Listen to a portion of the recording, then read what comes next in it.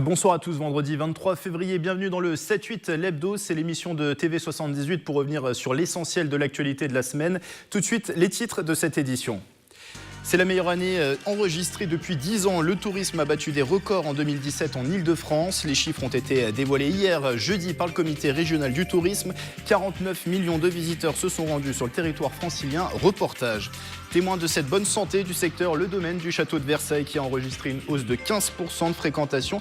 L'année 2017 est-elle exceptionnelle également dans le département? Invité de cette émission, Élodie Basset, chargée de communication pour la mission Tourisme des Yvelines. Et puis l'essentiel de l'actualité, on reviendra sur la ligne 18 confirmée, le projet Gare Bécane relancé à la Verrière et un stage à Voisin, le Bretonneux, pour confectionner une œuvre recyclée. C'est à suivre. L'épisode de pollution se poursuit ce vendredi en Ile-de-France. Depuis quelques jours, la région a subi une pollution aux particules fines pour inciter les automobilistes et les motards à laisser leurs véhicules au garage. Ile-de-France Mobilité a mis en place aujourd'hui, vendredi, son forfait anti-pollution. Ce dispositif à 3,80 € vous permet d'emprunter les transports en illimité et dans toutes les zones. Air Paris, l'organisme chargé de surveiller la qualité de l'air dans la région, prévoit une amélioration de la situation ce samedi.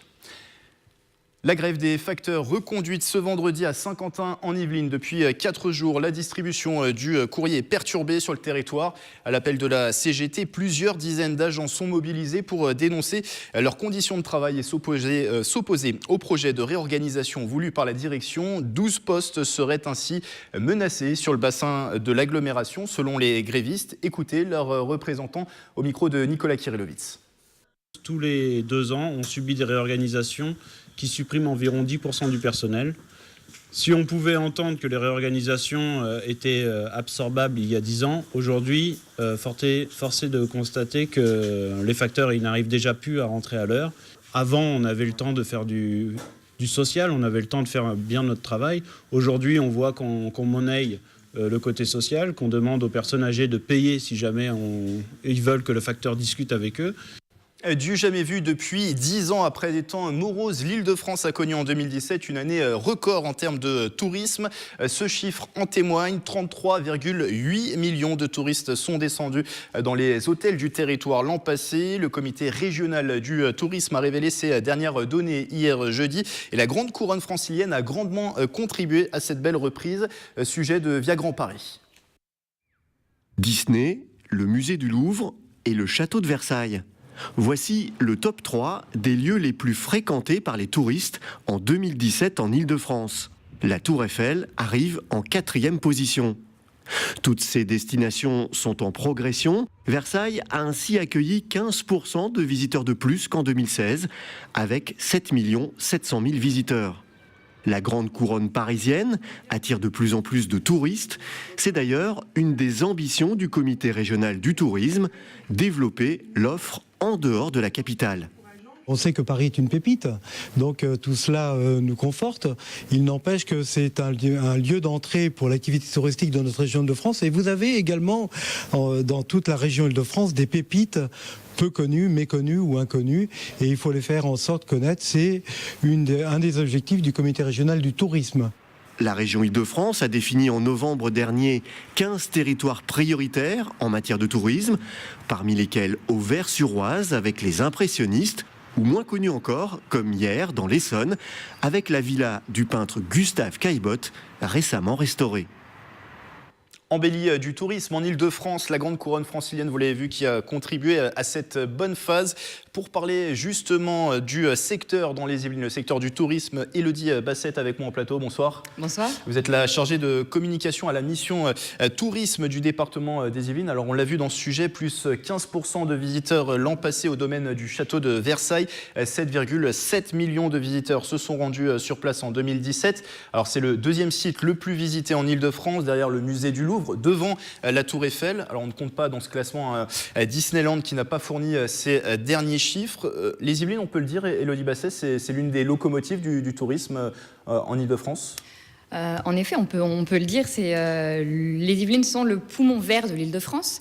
On y vient aussi bien pour faire du tourisme vert que pour découvrir ces châteaux, ces musées et tous ces sites à visiter. La tendance est plutôt bonne dans les Yvelines également. On a un petit peu moins de visiteurs que sur l'ensemble du département. On a une hausse un peu moins rapide. On est à 5% d'augmentation par rapport aux années précédentes. Mais on remarque vraiment un retour des touristes étrangers, un retour de la confiance des visiteurs franciliens également, qui sont très nombreux dans notre département.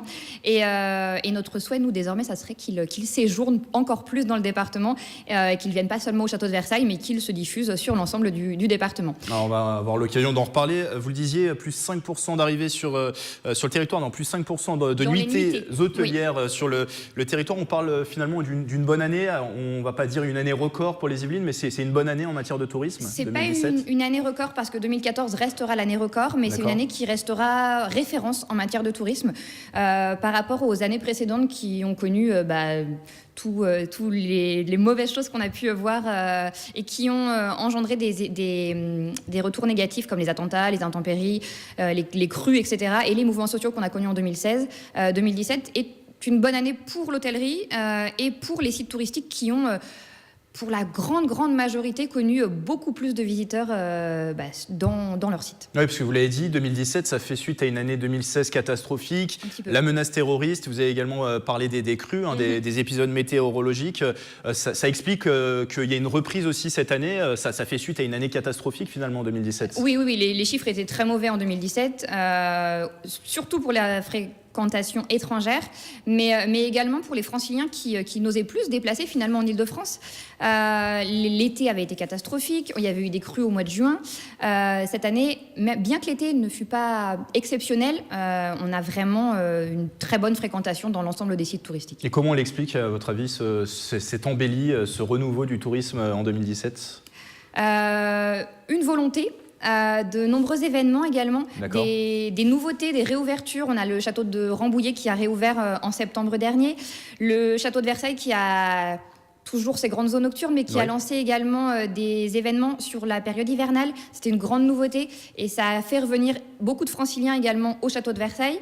On a des nouveautés à France Miniature avec les activités autour de Fort Boyard, des nouveautés au château de Thoiry, au parc zoologique de Thoiry avec une tyrolienne. D'accord. En fait, les sites essayent sans cesse de se renouveler et on voit qu'en 2017 ça a bien fonctionné. Là justement, si on regarde le top 10 des sites les plus visités dans les Yvelines, on voit bien sûr le domaine du château de Versailles, vous avez parlé de France Miniature, l'île de loisirs de Saint-Quentin en Yvelines également, le vélodrome de Saint-Quentin en Yvelines. Finalement, on voit qu'il y a une diversité de possibilités, aussi bien des sorties culturelles, des sorties loisirs, nature. C'est ça aussi la force du territoire des Yvelines ? Complètement. Nous, on souhaite vraiment que le département soit reconnu comme une véritable destination touristique qui dispose de plusieurs entités et de plusieurs territoires complètement complémentaires.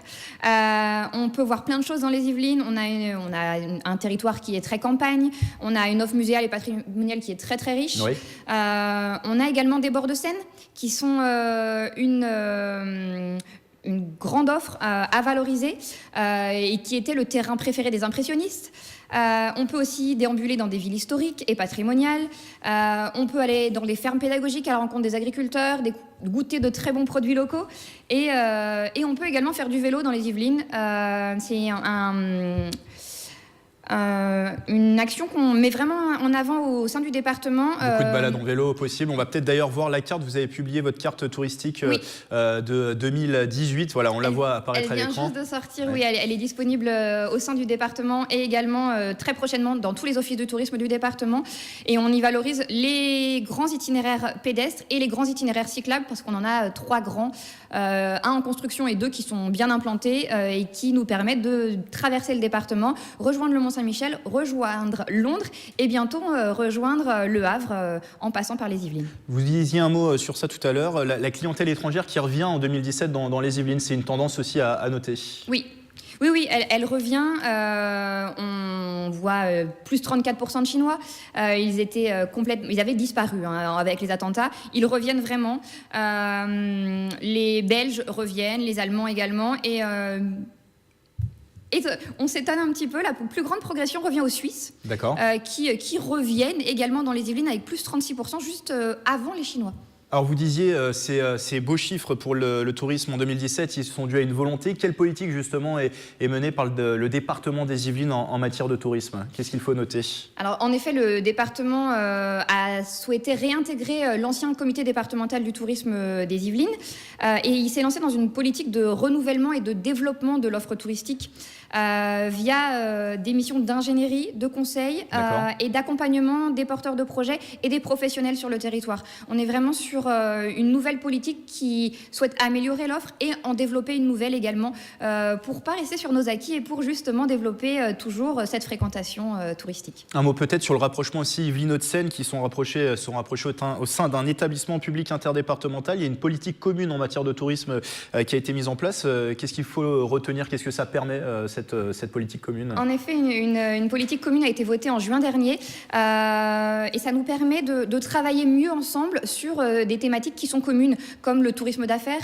En effet, nous, dans les Yvelines, à la différence des Hauts-de-Seine, on peut valoriser les séminaires ouverts, tous les incentives dans les sites patrimoniaux, et on se complète bien avec le territoire des Hauts-de-Seine sur cette thématique-là. On souhaite également former les professionnels et on a le même type de professionnels, donc on travaille ensemble sur la formation aux professionnels et sur la valorisation de l'axe Seine, car la Seine ne se limite pas aux frontières des Yvelines. Juste dernière chose, on arrive déjà à la fin de cet entretien. 2018, comment ça s'annonce sur le territoire? Est-ce que les perspectives sont bonnes et quels sont les grands événements qu'il faut retenir pour 2018? Alors ça s'annonce plutôt bien. En 2018, les professionnels sont confiants. Nous, au sein du département, on va lancer un nouveau pass touristique également. C'est une grande nouveauté qui existait déjà mais qui était très restreinte et qu'on va élargir pour permettre aux professionnels, aux Yvelinois et aux touristes de découvrir encore mieux l'offre. Cette année, dans les Yvelines, on va avoir une année très sportive. On accueille la Ryder Cup, bien sûr. Les championnats de France, voilà, à 50 ans en Yvelines, les championnats de France de cyclisme à Mantes-la-Jolie. On a le lancement du Paris-Nice également très bientôt pour la 9e année consécutive dans les Yvelines. Et on connaît déjà les sites sélectionnés pour les JO qui vont commencer à organiser des événements.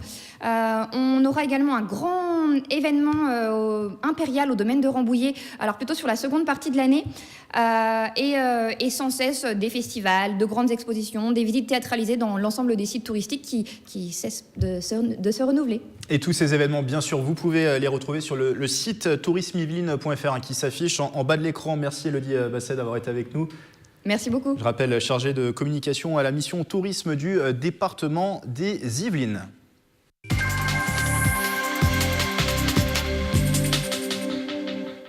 On revient sur l'essentiel de la semaine. La nouvelle a été rendue officielle hier, jeudi. L'ensemble du Grand Paris Express sera réalisé. Confirmation du Premier ministre Édouard Philippe. La ligne 18 verra donc bien le jour, mais avec un calendrier recalé. Si l'arrivée à Versailles est maintenue à 2030, la livraison du premier tronçon jusqu'au plateau de Saclay est-elle retardée? 2027 au plus tard et non plus 2024.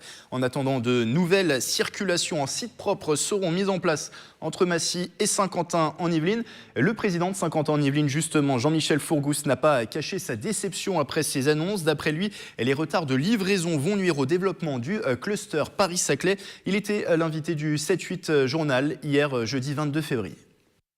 Nous, demain, j'entends que les maires aujourd'hui disent écoutez, puisque c'est comme ça, moi, je ne vais pas construire les logements où je m'étais engagé, puisque si je n'ai pas la gare à proximité, ça remet en question pas mal de projets. Donc, et puis, le développement de Paris-Saclay, qui est quand même la Silicon Valley à la française, dont vraiment ce pays a besoin, c'est-à-dire de préparer des pôles d'hypercroissance qui vont certainement sauver ce pays, parce que voilà, il faut déposer des brevets, c'est comme ça que demain ce pays va se réenrichir et va pouvoir garantir les retraites et financer bien sûr tous ces grands projets. Il ne faut pas toucher à ces grands projets structurants de l'intelligence française, du talent français, de l'excellence française, surtout pas toucher à ça en ce moment.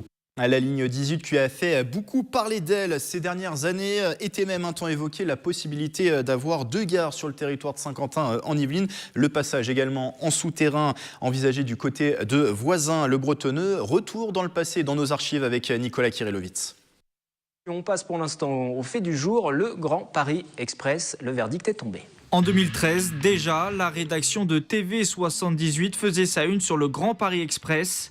À l'époque, ne dites pas ligne 18, mais ligne verte. On a pu apprendre comprendre qu'effectivement, tous les réseaux de transport, et particulièrement la ligne verte, ou maintenant ligne 18, sera réalisée entièrement. Alors effectivement, on parle de ligne 18 à présent, la fameuse ligne verte. Le projet est rebaptisé Nouveau Grand Paris. Et si en 2013, la ligne verte, ou plutôt la ligne 18, comporte encore 2 gares à Saint-Quentin en Yvelines, ce n'est plus tout à fait le cas. Fin 2014, à l'époque, se pose aussi la question du passage en souterrain. Ce qui n'est pas acté aujourd'hui, c'est de savoir si on fait de l'aérien et du souterrain, et si on fait donc 2 gares ou une gare.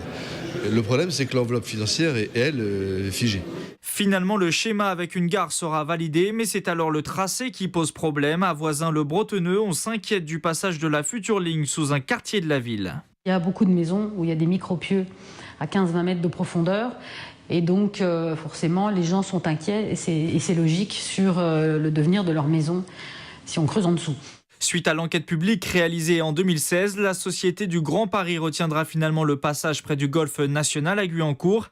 Il validera aussi le passage en viaduc à Magny-les-Hameaux, une option que la ville a toujours rejetée. On va se retrouver avec une technologie qui n'est pas du tout nouvelle, qui n'est pas du tout durable, qui n'est pas du tout innovante. C'est tout simplement la technologie des années 80-90, du fameux projet Météor. Et dernier épisode en date pour la ligne 18, il y a quelques mois, les élus de Saint-Quentin en Yvelines se mobilisaient suite à des informations parues dans la presse. Nous avons des bruits qui arrivent jusqu'à nos oreilles, comme quoi les parlementaires essonniens pèseraient auprès du gouvernement pour revoir ces choses-là, dont nous faisons entendre haut et fort que nous voulons cette ligne 18. Confirmé dans les Yvelines en 2030, le futur de la ligne 18 pourrait être encore bouleversé. C'est l'histoire qui nous l'enseigne. Reprise du dialogue acté entre La Verrière et Saint-Quentin en Yvelines. Le dossier d'aménagement de la zone gare Bécane est relancé. Ce projet urbain était bloqué depuis plusieurs mois du fait de son importance. Les nouvelles orientations votées lors du dernier conseil d'agglomération permettront la construction à terme de 1000 logements. Certains élus restent tout de même inquiets. Les précisions avec Nicolas Kirillovitz. Une nouvelle version du projet Gare Bécane. Après plusieurs mois de blocage, les élus de l'agglomération et la ville de La Verrière sont finalement parvenus à un accord pour relancer le projet. Principale nouveauté, la construction de 1000 logements contre 1800 initialement. Quand vous avez un trop gros projet de densification, ça a des effets bien sûr sur les autres communes. Donc il y a eu des échanges jusqu'à modifier, faire évoluer le projet. Donc c'était le cas de ce soir. C'est nos objectifs qu'on a gardés, qu'on redéfinit autrement, mais ce sont les mêmes objectifs. Parce que c'est important d'avoir...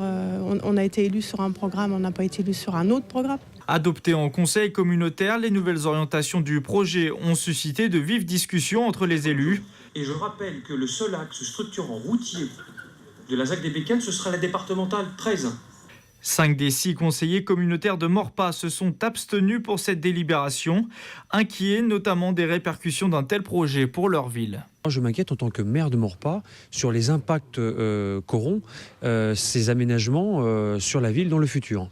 Comment les nouveaux habitants vont-ils circuler dans cette nouvelle ZAC et aux alentours ? J'entends les craintes d'impact que ça peut avoir, mais travaillons dessus. Il n'y a pas de non-solution au problème. La nouvelle évolution du programme urbain entraîne une reprise des études du projet. Celui-ci devrait permettre d'établir une part de logements sociaux à hauteur de 25%.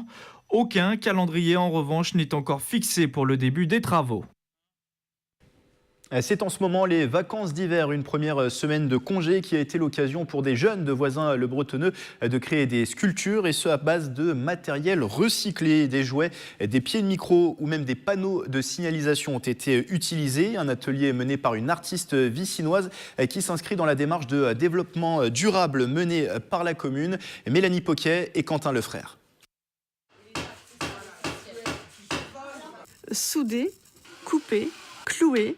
Une dizaine de jeunes vicinois créent dans les ateliers de la ville, comme Clara et Anaïs, 11 ans, qui construisent une horloge. J'aime bien dessiner, du coup on m'a dit c'est de l'art plastique, j'ai dit bah ok j'y vais pour dessiner.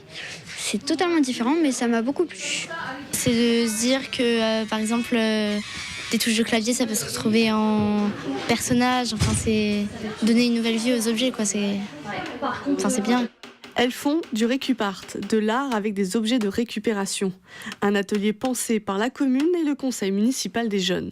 avec l'aide du service jeunesse de Claire Binet et puis de tous les services municipaux qui ont joué le jeu. On a récupéré à la déchetterie, auprès des services, au fond de son garage, dans un grenier, dans une cave, tous les objets qui étaient destinés à être mis donc à la déchetterie. Nous sommes déjà la ville de l'agglomération qui est la meilleure élève en termes de tri, puisque nous avons des taux d'erreur de tri les plus bas et des taux de collecte de déchets recyclables comme le verre ou les emballages les plus hauts de l'agglomération.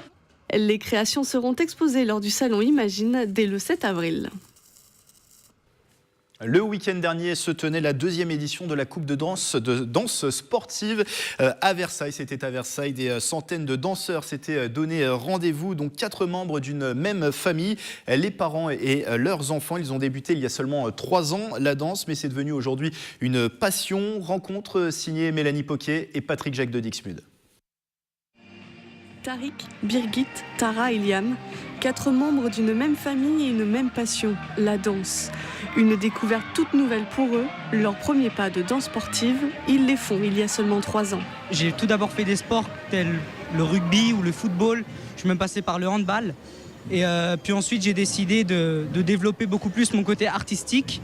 Et donc me voilà, et je dois dire que je préfère 10 fois le côté artistique au côté brut ou au côté très physique du handball. Bien sûr, la danse est un sport physique aussi, mais dans un autre sens.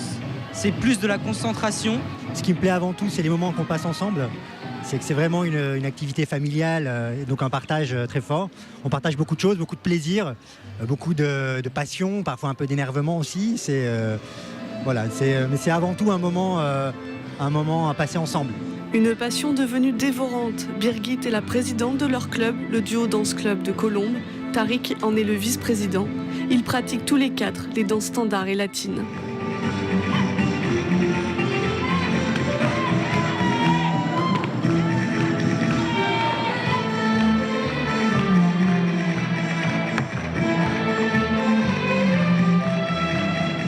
Dans la famille, pour l'instant, on aime vraiment les deux. Donc on aime les 10 danses dans les standards et les latines, et pour l'instant on n'a fait aucun choix.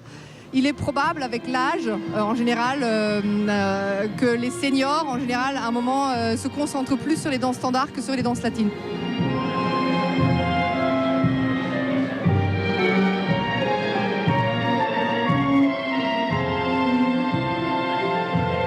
Si Tariq et Birgit sont en couple, Tara et Liam sont frères et sœurs, un avantage pour eux. Les avantages, c'est qu'on peut se voir tout le temps, on est plus familier l'un avec l'autre, plus il y a moins de gêne de poser les mains quelque part que si c'était quelqu'un qu'on ne connaissait pas. Bon, après, on parle bien sûr, on dit des choses bien plus naturellement, parfois des choses vexantes l'un à l'autre parce que forcément on se connaît mieux. Mais sinon, être frère et sœur, c'est vraiment extraordinaire. Ce dimanche, ils participaient à une épreuve qualificatrice de Coupe de France. Tara et Liam ont terminé 2e du concours de danse standard et visent l'international.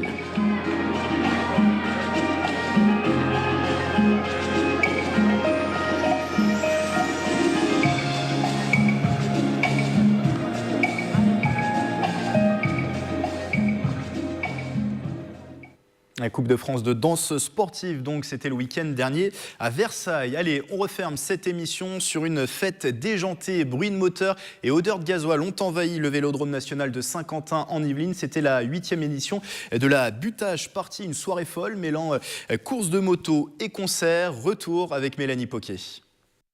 Je suis là ce soir parce qu'il y avait de la lumière et puis je suis rentré. Et de la lumière, il y en avait pour cette Butage Party. Vendredi soir, le Vélodrome de Saint-Quentin en Yvelines avait pris des allures de circuit moto. On permet aux gens d'un petit peu lâcher prise, mais toujours dans un espèce de... Vous voyez, on est tous des sportifs de sport extrême. Donc on gère à notre manière les risques. Il n'y a pas vraiment beaucoup de risques parce que la piste ne va pas très vite et tout ça. Donc on essaye de canaliser les gens dans un bordel. Ambiance années 60-70 ou presque, et la Butage Party c'est simple. Un dress code, du sport, un concert et une absence totale de sérieux.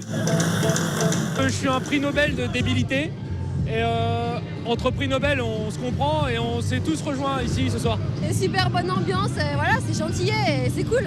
On est là pour passer un bon moment.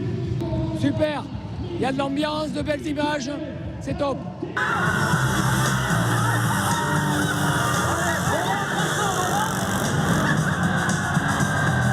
À Saint-Quentin-en-Yvelines, c'était la 8e Buttedge Party, mais la première en Ile-de-France. Près de 250 buteurs sont venus s'affronter. Des pilotes qui n'ont pas froid aux yeux, même Alan, pas encore 10 ans. J'aime le physique, j'aime aussi quand on fait des sauts, et puis voilà. C'est la fin de cette émission. À suivre le 7-8 loisirs de Camille Lambert pour avoir toutes les idées de sortie du week-end. Le 7-8 l'hebdo est quant à lui à revoir sur notre site internet et notre application mobile TV78. Retour de l'information dès lundi 18h en direct sur TV78. Excellent week-end à tous.